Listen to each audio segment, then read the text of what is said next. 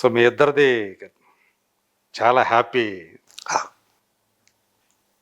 వైవాహిక జీవితం. కోపతాపాలు ఉంటాయి, అలకలు ఉంటాయి, బుజ్జగింపులు ఉంటాయి. పైగా ఒకే చోట పని చేస్తూ అంటే ఇంట్లోనే కాదు ఆఫీసులో కూడా కలిసి మీకు తప్పల ఆఫీసులో కూడా. అలా జోకేసిన వాళ్ళు కూడా ఉన్నారు. అదే నువ్వు ఇంట్లో కాదు ఇక్కడ కూడా తప్పించుకోలేదు. తప్పించుకోలేదు. కానీ ఆమె చివరి రోజుల్లో గత ఆ క్యాన్సర్తో బాధపడుతూ ఆల్మోస్ట్ 10 years ఆమె. అదొక పరీక్ష. అదే అదే అందరికి ఇంట్లో వాళ్ళందరికీ పిల్లలకి. అది మహాభారతంలో వాక్యం ఉందండి, అనుక్రూసో హి సాధూనాం మహాధర్మస్య లక్షణ అంటాడు. అంటే సాధువులు మహనీయులు వీరికి ఇతరులకి సహాయం చేయటం అనేది ఒక లక్షణంగా ఉంటుంది అని.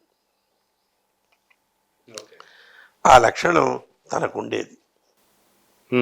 సాయపడే గుణం ఉందా తనకి? అంత అనారోగ్యంగా ఉన్నా, కష్టంగా ఉన్నా పిల్లలకి డ్యాన్స్ చెప్తా అనేది. ఓకే, తను మంచి డ్యాన్సర్. తను డ్యాన్సర్. డ్యాన్స్ మీద ఎంత ఇష్టం అంటే, పిల్లలు 2 అబ్బాయిలు, వాళ్ళు పుట్టి పెద్దవాళ్ళు అయిన తర్వాత ఆఫీస్లో స్టడీ లీవ్ అని ఇస్తారు. దానికి అప్లై చేసి స్టడీ లీవ్ తీసుకుని సెంట్రల్ యూనివర్సిటీలో డ్యాన్స్లో ఎంఏ చేసి, ఓకే, కేవలం ఇంట్రెస్ట్. అది శాంక్షన్ చేస్తూ మా డీజీ గారు శర్మ గారు అన్నారు, ఆయన స్వయంగా కళల పట్ల చదువు పట్ల ఆసక్తి ఉంది. ఆయన అడిగారు, ఏమ్మా ఇది చేస్తే నీకు గ్రేడ్ పెరుగుతుందంటే, లేదు సార్ పోస్ట్ వస్తుందండి. రాదు సార్. మరి ఎందుకు చేస్తున్నావు? నాకు ఇంట్రెస్ట్ అండి. చెయ్యి. నేను కూడా సెలవు పెట్టి లండన్ వెళ్ళి చదివి వచ్చాను, నువ్వు చెయ్యి. ఎందుకంటే ఢిల్లీలో దాన్ని అడ్డం పెట్టారు. మాకు ఢిల్లీ శాంక్షన్ అథారిటీ అదే డ్యాన్స్ అనవసరంగా ఎందుకు అని ఆయన కొట్టేసి శాంక్షన్ చేసింది. ఎంఏ అక్కడేంటి, ఈ జొన్నలగడ్డ అనురాధ వీళ్ళందరూ లెక్చరర్లు, 7 సమకాలీనులు. వాళ్ళు మేడం మేమేం చెప్తాం మీరు కానీ చేసింది. ఎంఏ అయిపోయింది. నటరాజు రామకృష్ణ గారు ఆయనకి గురువు. ఓకే, ఆయన నన్ను అల్లుడు అల్లుడు అని పిలుస్తుండేవారు ప్రేమగా. అదే అంటే నన్ను చిన్నప్పటి నుంచి ఎదుగుదురు. ఆయన దగ్గర కళాకృష్ణ అని అబ్బాయి ఉన్నాడు, ఇవాళ ప్రొఫెసర్. మొన్న ఆయన భార్యకి పద్మశ్రీ వచ్చింది. ఓకే, ఉమామహేశ్వరిని. సంస్కృతంలో హరికథ చెప్తారు ఆవిడ. ఓకే, వీళ్ళందరూ కూడా రోజా దగ్గర నేర్చుకున్నారు, శిష్యులు అనమాట. అంటే మాస్టర్ గారు చెప్పేవారు, వాళ్ళని వీళ్ళు సూపర్వైజ్ చేయరు. అలా అనుబంధం. ఓకే, మన ఫోన్ చేశాడు, సార్ అక్క లేదు సార్, ఈ వార్త మీకు చెప్పుకుంటే నాకు సంతోషం. కళాకృష్ణ పద్మశ్రీ వచ్చినందుకు. అంటే అవును కృష్ణ, నేను చూశాను, నీ భార్యకే కాదు నీకు కూడా రావాలి, చాలు చాలు. అట్లా అదొక కుటుంబం. దాంట్లో తను అలా ఎందుకంటే ఆ సహాయం చేయాలి. తర్వాత తన జీవితంలో ఎంతో కొంత పేదవాళ్ళకి పంపించేది. ఆర్థిక సాయం చేసేది. నన్ను అడిగి, నేను పంపిస్తాను, నువ్వు అడగద్దు, డీటెయిల్స్ అడగకు, ఎవరు ఎంత ఏంటి. ఓకే, అలా అది పరోక్షంగా నాకు కూడా ఉంది. చేస్తుంటారు మీరు కూడా. అంటే సందర్భం కాబట్టి ఉటంకిస్తున్నారు. అదే మా 2 పిల్లల పుట్టినరోజులు, మా పుట్టినరోజులు, ఇప్పుడు మనవల పుట్టినరోజులు. ఇక్కడ మన రాణిగంజ్ దగ్గర ఒక హోమ్ ఫర్ ది ఏజ్డ్ అని ఓ వృద్ధాశ్రమం. అనాథ ఆశ్రమం ఉంది. ఓకే. అక్కడ ఏంటంటే ప్రత్యేకంగా వీళ్ళు ఉన్నారు, మతిస్థిమితం లేని వాళ్ళు. ఓకే. పెద్దవాళ్ళు. 400 మంది ఓకే. పెద్దవాళ్ళు, చిన్నవాళ్ళు. వాళ్ళకి అన్నం ఎక్కడి నుంచి వస్తుందో తెలియదు, ఎవరిస్తున్నారో తెలియదు. ఓకే. నేను పుట్టినరోజున వాళ్ళకి, అంటే మన పుట్టినరోజున అదే. ఓ బస్తా బియ్యం, కొన్ని పళ్ళు, ఒకసారి తినటానికి కంచాలు. ఎందుకు ఇస్తున్నాం? వాళ్ళ కోసం కాదు, నా తృప్తి కోసం ఇస్తున్నాం. అక్కడ స్వార్థం నాదే, నా సంతోషమే. అవును. ఓకే. వాళ్ళకి ఇవ్వటం వల్ల కొంచెం భగవంతుడు ఆత్మతృప్తి కలుగుతుంది. అక్కడ ఇచ్చిన తర్వాత అక్కడ శిష్యులు ఉంటారు, అందరినీ నిలబెట్టి ప్రార్థన చేయిస్తుంది. ఆ ప్రార్థన కూడా భలే ఉంటుంది. దేవుడా, మాకు ఇవాళ తినడానికి అన్నం ఇచ్చావు, ఎవరిచ్చారో మాకు తెలియదు, ఆ ఇచ్చిన ప్రభువుని నువ్వు కరుణించి ఆశీర్వదించు. ఓహో. ఓకే.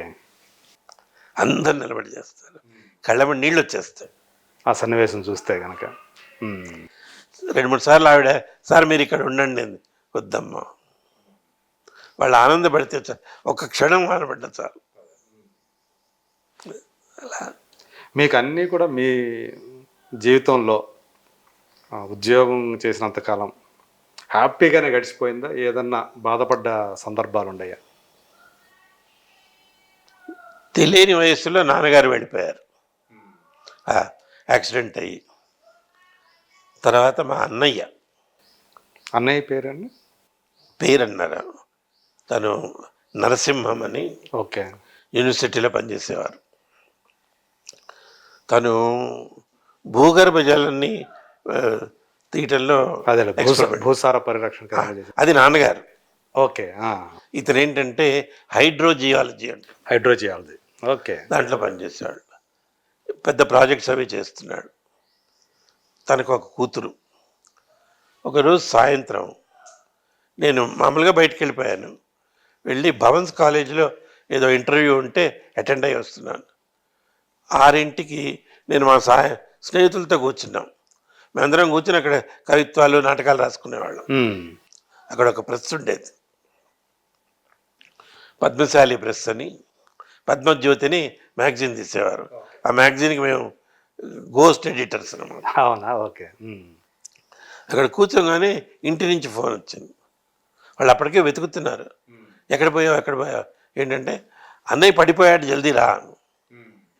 అంతే, రోడ్డు మీద ఒక్క అంగలో ఇంటికి పరిగెత్తుకొచ్చాం. డాక్టర్ ఇది కూడా లేదు, పరీక్ష. సరే డాక్టర్ని పిలిపించాం, అయిపోయింది స్వరూపం, ఏం లేదు, ఆక్సిజన్ పెడదామా అని. ఉపయోగం వెళ్ళిపోయాడు. అది పెద్ద షాక్. ఎందుకంటే నాన్నగారి తర్వాత తనే దగ్గర తీసుకుని పెంచాడు. ఓకే. అది పెద్ద దెబ్బ. సరే తర్వాత పెరిగాము, చదువు, ఏదో ఉద్యోగం వచ్చింది, టీవీలో వచ్చింది, అయింది. మా తమ్ముడు పెరిగి వచ్చాడు, వాడు పండులా ఉండేవాడు చూడటానికి. స్టేట్ కోఆపరేటివ్ బ్యాంక్లో జిఎంగా ఉద్యోగం చేస్తున్నాడు. రోజు సాయంత్రం వెళ్తూ వాడు కారులో వాంతి చేసుకున్నాడు. ఏంట్రా అంటే, నువ్వు అర్జెంటుగా రా అన్నాడు. ఇప్పుడు వాడు అది ఎందుకో తెలియలే. వాడికి తర్వాత చెకప్ చేస్తే వాడి శరీరంలో కాల్షియం డిపాజిట్ అయ్యే లక్షణం ఉందిట. అది ఎక్కువైపోయి వాడు హార్ట్ అటాక్, కార్డియాక్ అరెస్ట్. ఇవి రెండు కొంచెం చెప్పలేని కష్టాలు. మనం భరించినా భరించకపోయినా వాటితో గడపాల్సింది. వాళ్ళు వెళ్ళిపోయారు. సరే, తర్వాత ఈ దీంట్లో నా పెళ్ళి, పిల్లలు పెరిగారు. వాళ్ళు చక్కగా ఐఐటి చదువుకున్నారు, ఇద్దరు కూడా. పెద్దవాడు అక్కడికి వెళ్ళి ఎంఎస్ చేశాడు, పెళ్ళయింది. వాడు అమ్మాయి కూడా ఐఐటి పాస్ అయింది. వాళ్ళకి 2 పిల్లలు. చిన్నవాడు పిహెచ్డి చేశాడు, వెనక్కి వచ్చాడు, నాతోనే ఉంటాడు చేసి. సరే మెల్లిగా అక్కడ రిటైర్మెంట్ దాకా వచ్చేసాడు.